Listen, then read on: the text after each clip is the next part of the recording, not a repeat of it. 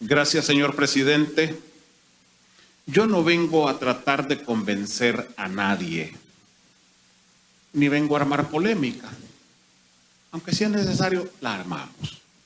Vengo a expresar mi posición frente a esta ley de una falsa reconciliación nacional. La Sala de lo Constitucional definió dos tipos de parámetros que debía de cumplir esta Asamblea Legislativa a la hora de redactar esta ley. El primer parámetro era de tipo metodológico y el segundo parámetro era de contenidos. En el parámetro metodológico, la Sala de lo Constitucional fue clara en que esta ley debía elaborarse con la participación de las víctimas, de las organizaciones de derechos humanos y de otras entidades que pudieran aportar. En realidad, nunca hubo una verdadera consulta de esta ley. Hubieron reuniones con las víctimas, con falencias, con problemas, tuvieron también elementos positivos porque permitió escucharlas y darnos cuenta de la falsedad de que se habían reabierto heridas, cuando en realidad las heridas nunca se habían cerrado. Pero una verdadera consulta y participación de las víctimas en este proceso no se dio.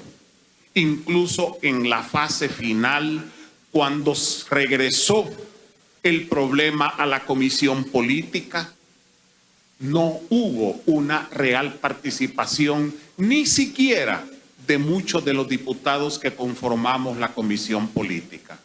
Simplemente se elaboró una ley a espalda de las víctimas y a espaldas de muchos de los miembros de la comisión política. Es decir, el primer parámetro no está cumplido por parte de la sala. El segundo parámetro, nos llenábamos la boca hablando de verdad, de justicia, de reparación y garantía de no repetición. Pero en la práctica, el texto de la ley que ha sido leído no cumple a cabalidad con la verdad, ni con la justicia, ni con la reparación, y mucho menos con la garantía de que estos hechos no se van a volver a repetir. Lo que van a hacer es que simplemente le van a poner confidencialidad a muchos de los archivos de la Fuerza Armada y no se van a dar a conocer. Además, hay otro tipo de archivos que también era necesario conocer que nunca se van a abrir. Por otra parte, en cuanto a la justicia, en realidad no va a ser tal. La Fiscalía General de la República apenas puede con el trabajo que tiene en este momento. La Fiscalía General de la República tiene pocos recursos, tiene una dinámica ineficiente. ¿Y cómo va a hacer para darle proceso a todas las demandas que se van a venir, y especialmente en el plazo de apenas un año? Solo el mozote llevan más de 2 años y todavía no termina la investigación. Es decir, darle un año de plazo, con una prórroga de unos cuantos meses más, y después archivar eso, implica en la práctica la no justicia e implica que la imprescriptibilidad de los delitos no va a ser una realidad y en la práctica los van a hacer prescribir. Por otro lado, dosimetría es elaborar un proceso en el cual la pena se reduce por partes y por etapas según los niveles de cumplimiento de los victimarios según su arrepentimiento real, según su colaboración real en los procesos para encontrar la verdad. Dosimetría no es un automático de un cuarto o de un quinto de la pena como se quiso establecer en el primer anteproyecto que se presentó. No queda claro en qué van a consistir la colaboración, en qué va a consistir el arrepentimiento. Y luego viene el otro paso, es decir, la conmutación de la pena. Sobre elementos vagos como la edad, el estado de salud o similares. No importa si es un juez penitenciario o si es un juez de cualquier otro tipo, lo importante es que se están definiendo parámetros tan vagos que en la práctica esta ley va a ser un triple salto hacia la impunidad. Primero, el embudo de la Fiscalía General de la República. Los pocos casos que logren salir de ese embudo, se les va a reducir la pena a un cuarto, con solo que digan me arrepiento y pido perdón.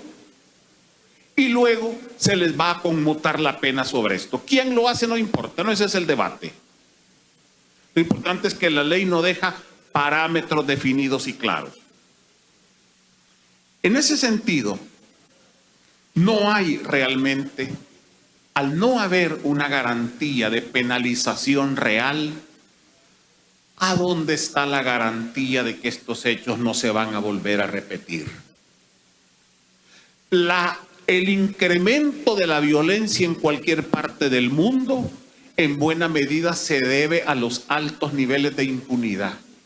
Si alguien sabe que puede cometer un delito y que no va a pagar por él, ese delito se sigue cometiendo. Y eso es lo que no va a pasar aquí. Por lo tanto, como consecuencia de que no va a haber verdad, que no va a haber justicia, no va a haber ninguna garantía de no repetición. Y finalmente, la reparación. Actualmente, por cualquier delito penal que se comete, el reo, el condenado, no solo es obligado a pagar una pena de cárcel, sino que se le obliga a pagar una indemnización a las víctimas. Pero en este caso, no hay la obligación de que se pague a las víctimas.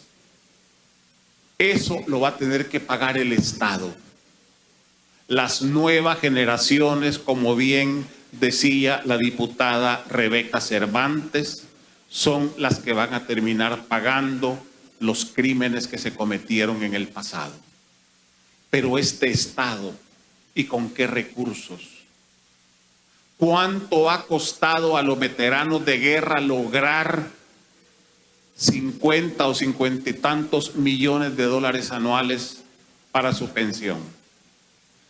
¿Qué posibilidades van a tener las víctimas de hacerlo? Gente mayor de edad, en su gran mayoría campesinos. Están los estudios sociológicos de las víctimas. Simplemente se van a quedar esperando su reparación. Por eso, señor presidente, yo considero con todo respeto que esta ley es una ley en que se van a prescribir delitos de lesa humanidad y crímenes de guerra de facto. Creo que es una ley de amnistía que está hecha a la medida de los victimarios de cualquier lado que sean y no de las víctimas de cualquier lado que sea. Creo que es una ley que por lo tanto no llena los parámetros de constitucionalidad que la Sala estableció. De poco sirve cumplir con un plazo legal si no estamos cumpliendo con el plazo de los contenidos y la metodología.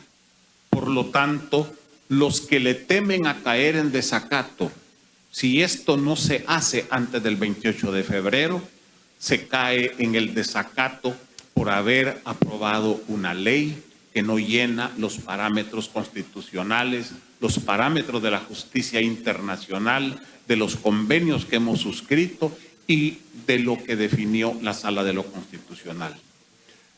Por eso, señor presidente, mi posición es que estamos frente a otra inconstitucionalidad. Gracias.